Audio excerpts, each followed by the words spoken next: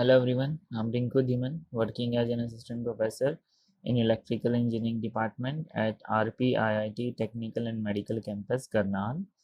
So today we are going to discuss about the derivative controller. So here the name indicated that derivation we can say.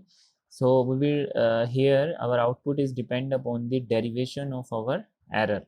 So the output is basically depend upon change in error. So we will understand what is the function of change in error to generate an output and what are its advantages and disadvantages in further slides. So derivative controller, the controller produces a control action that is proportional to the rate at which error is changed.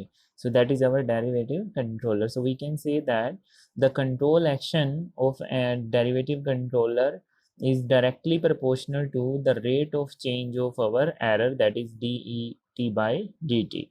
Okay, and the mathematical equation is given like this one. So Pt is directly proportional to det by dt, and the proportionality constant Kd is over there. So this Kd is nothing but derivative controller gain. As in earlier case we have done with Kp, that is the proportional gain, and here the Kd, that is derivative gain constant. So this gain constant have its significance. If we will increase this gain, then the error will be reduced or stability will be increased, we can say that.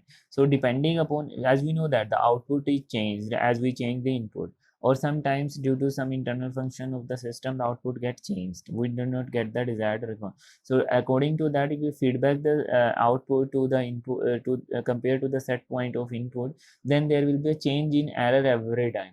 So this derivative controller make the system stable by dealing with this change in error very accurately. So, or we can say that this Kd is nothing but the gain. So by using this, we will increase or decrease the stability of system in terms of increasing or decreasing the error sensitivity. So if we'll take the Laplace transform of this equation, then we will get Pt Laplace is Ps, Kd will be constant, so it will be same as it is. Then det by dt will replace by s into es. So this is our transfer function for the derivative controller. So we will calculate the transfer function for this one. Then we will make a block diagram like this one. So here the error will be over here. We like this is our feedback signal Bs, and this is our input signal Rs, and that will generate an error Es, and that Es is fed to our skd. Skd is nothing but that is our derivative transfer function of our derivative controller, right? So and we will get the output from this derivative controller, right? So we can see in figure over here the output is constant when the rate of change of error is constant. So if you see over here, if this error is constant, the output will be constant, we can say that. If the error will from this time to this time will be constant, right, so output will be control, or we can say the output of controller will be constant. If the error will be changed, so error will be reduced to 0, we can say the output will become like this one. Okay, so this is our set value pose, and this is our response of the system. So the deviation from set value to response of our system is known as the error, right? So we will discuss the advantages and disadvantages why we are using this derivative controller. So one of the advantage that is very simple in construction, then easiest of the continuous controller tune. So we can when we simulate the controller on any software based approach, then we easily tune our controller by changing the different value of our Kd parameter.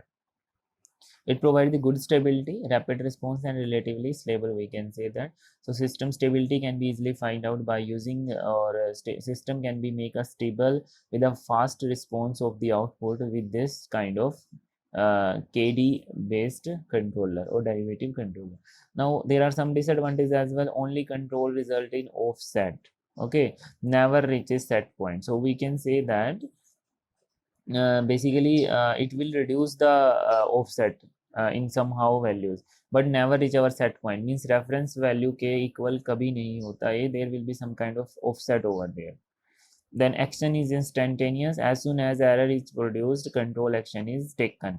So it will note that efficient as the error it changes, so it will not produce the action at the same time, so it will take some delay over there. Then it is used to stabilize unstable output as well. So basically it is only for the system to make the stable rather than unstable. But there are some disadvantages, like we get the offset in that, we will not get the exactly desired response, or some oscillation will be there. Thank you very much. This is all about the derivative controller. Please stay tuned with us for more videos on the control system. Please like and subscribe our channel. Thank you.